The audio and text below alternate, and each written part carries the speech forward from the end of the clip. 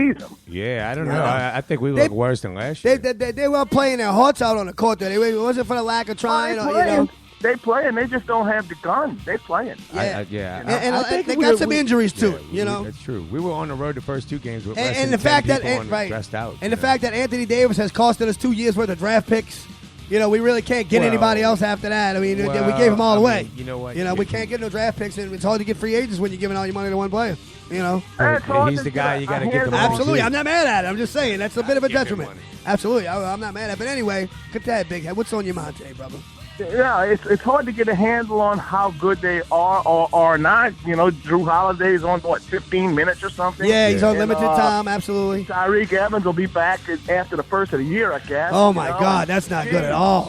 Yeah, man, right, but Drew Holiday played his heart out last night. He had a lot of points. He looked really good in his limited time, Oh, they're playing. They're playing. I mean, And then we faced the world champions 2 out of 3 games, and then Portland ain't no slouch at home.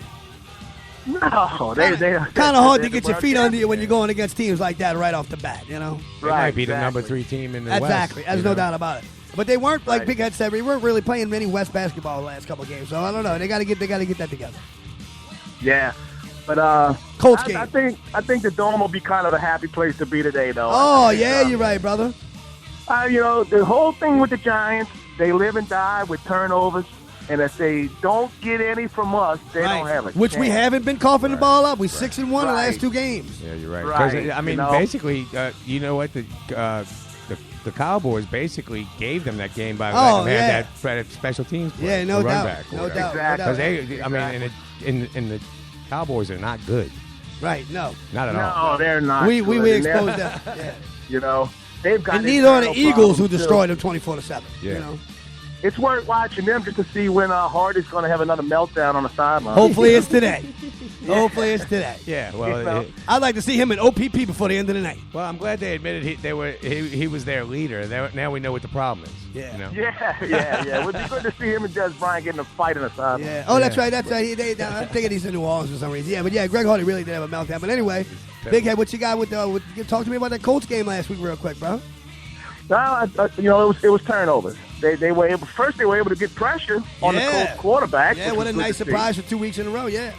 Yeah, and Dalvin Breaux is a rookie, and he's going to learn that if you're going to trip, you better grab that guy and tackle him and just eat the flag. There you go. Yeah, well, he's learned to turn around and look at the ball. He's learned to stop grabbing everybody right off the line of scrimmage, so maybe that's the last thing he's got to learn is to stay on his feet. If you're going to go down, take the guy down with you. Yeah, well, I mean, they had wouldn't have been that close. It would have been really nowhere near that close. Thank you, which we mentioned here on the show. Yeah, I just seeing. I like seeing us in the victory formation. Yeah, I like us being able to do that. Nice. You know what I'm saying? Just kneel the ball. We got this. Yeah, you're right. Well, after that Colston 20-yard touchdown pass, we pretty much could do that, but it would have been nice to have been able to do that earlier. Yeah, no, I mean, at any time, I don't care. I got you. I see what you're saying. Absolutely. I want to see us in the victory. The only formation. thing is, old Peyton still can't help himself. 2 running plays, get to the 2-yard line on 2 great runs, and throw 3 passes, and then an interception. I mean, it's like just run the ball. You'd have had another touchdown. Keep it on the ground, baby. Yeah, that interception was a little unnerving. I know. Yeah. But and the kick game's still a crapshoot. Yeah, the crapshoot is a good Big word. Ed, who you got? We gave our top 5 teams, but who you got as the best teams in the NFL as week 8 looms? New England's got to be number 1, and the next team would be 3 because they're head and shoulders above everybody. Yeah, I got you. Yeah, you're number 2. Skip. I got you. Yeah, you're right. Yeah, definitely.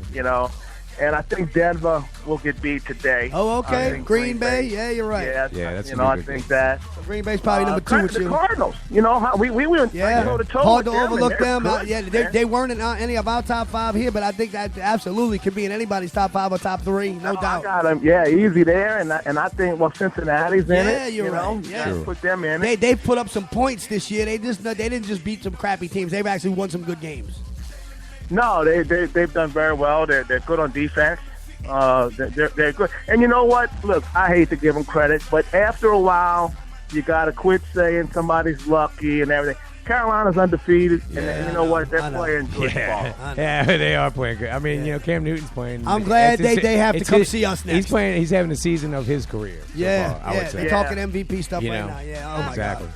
I'm about to throw up in my mouth right now from the stuff y'all talking. But it's the truth is the truth. Look, it ain't racist if it's true, bro. That's true. You know what I'm saying? Very true. Nah, the guy, you know, he's playing better, but they got a defense that's really good. I mean, look at Luke Kuechly, man. Look at Josh Norman. You're right, yeah. And that trio of running backs that they had were between including Stewart Cam and Tolbert and all that crap, you know. Well, Big Head, that guy Tolbert's a bowling ball. Big Head, talk to me about your all-time favorite Saints players. Oh man, I remember. Yeah, I was listening to y'all. I remember watching some of them guys. Did you hear? Man. You heard all those Henry names? Charles, Yeah, you man. heard all those names I spit out for the roll call roster. Yeah, And I missed the first part, so I made rename some. I remember Dave Parks at tight end. Oh no, we did not mention Dave Parker. Yeah, first couple of years, he was like a star. Yeah, with one of them great possession type receivers coming out. Dave Parker, absolutely. But I remember him, and I forgot to mention Al Dodd as well, number 25. Al Dodd, that was good. Al Dodd. And you know, back then, when you tried a long field goal, in other words, if you missed a field goal, the other team just got it at the 20. Right. Oh, that's true. They would try these crazily long field goals, but you'd put a guy back there to return it, and Al Dodd was the guy we put back there. Catch that ball at the 10-yard line or the 4-yard line or in the end zone. Yeah, you're right. And he would take off with it, and he that was his game. Did you go to some of those games at Tulane Stadium? Are you that old? Oh yeah, I went to some, and I actually went to the last one in Tulane Stadium. Wow, that's so cool. I watched the Saints beat 74 and the Cardinals 14-0 that day. Wow, that's awesome. Tulane Stadium. Could you imagine if we had to go to Tulane Stadium today? I would have taken in the rain. I'd been raining all night. Oh, my God, that would be a mud fest. After Halloween night, you know they're gonna still be in their costumes. All muddy and muddy. You're saying it, but I mean, my stepdad, Sean and Scott's dad. We went to see the Saints lose to Philadelphia Eagles like 30-something to 5 or something. I don't know, something stupid. Right. And we had trouble getting home because it rained so bad the streets was all flooded. That's so cool. Tulane Stadium, memories in the house and the mind of Big Head from Fowler, baby. Well, talk to me some more about your all-time favorite Saints and who's your number one all-time favorite Saints player, bro. Well, Archie Manning. It's all Saints. There you go. Archie, number one from Ole Miss. Oh, my God, what a great player. Talk to me about your life being a Saints fan and Archie Manning fan. You know, Archie Manning was and he'd get beat up. And I remember the big games, like they came always back had something wrapped up. One time where he hit Henry Charles in the end zone and right at the end of the game. And they had another way he hit Andy Hamilton, who was from LSU. Oh, okay.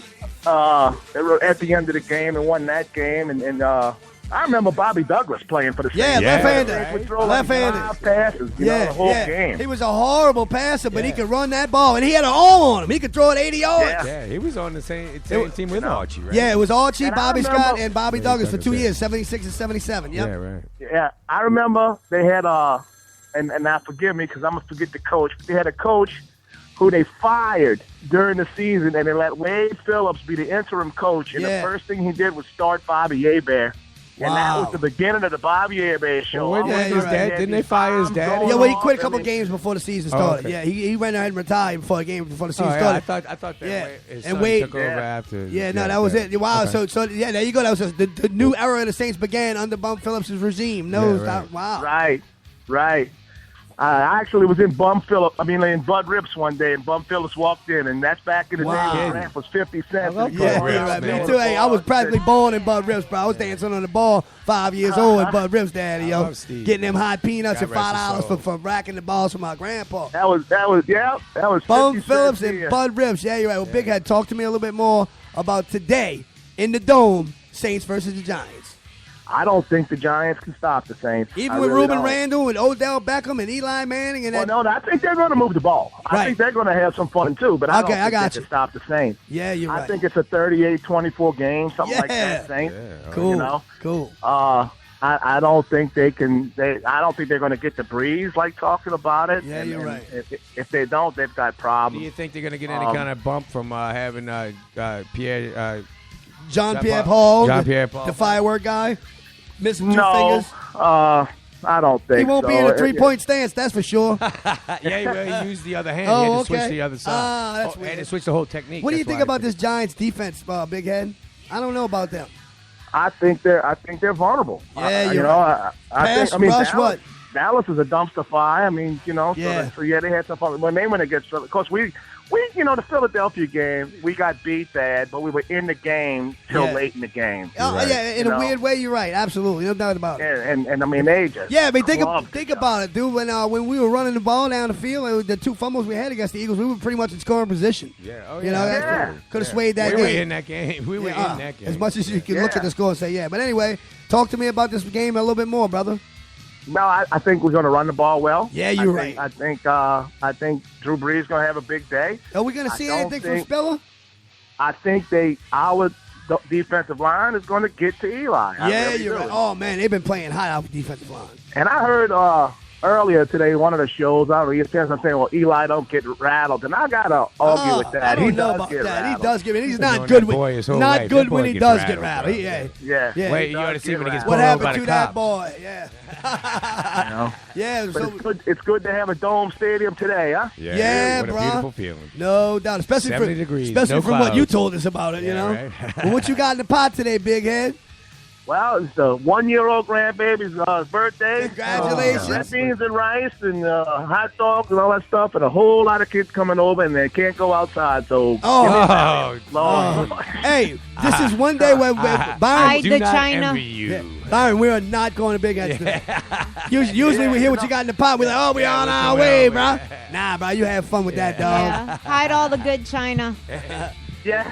I know you're gonna have some cold beer for your people, bro. I know you're gonna have some good stuff to drink. You got Black Tooth Grin down there with you, Eric. I'm sure you're gonna have Sean to come and hang out with you. Probably Scotty, Julian. Yeah. So I know you're gonna have a good time down there in Violet, brother. It'll be fun. But tell her happy birthday for us. I think we'll be all happy. I think we'll be good today. Well, before we let you go, bro, tell me about. I know we don't like to talk too much ahead. Sean Julian hates when I talk about the future.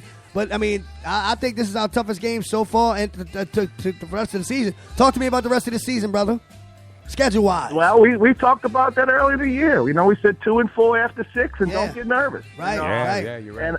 And I think that, you know, now, the Carolina team's still there. Right, Atlanta's still there, yeah.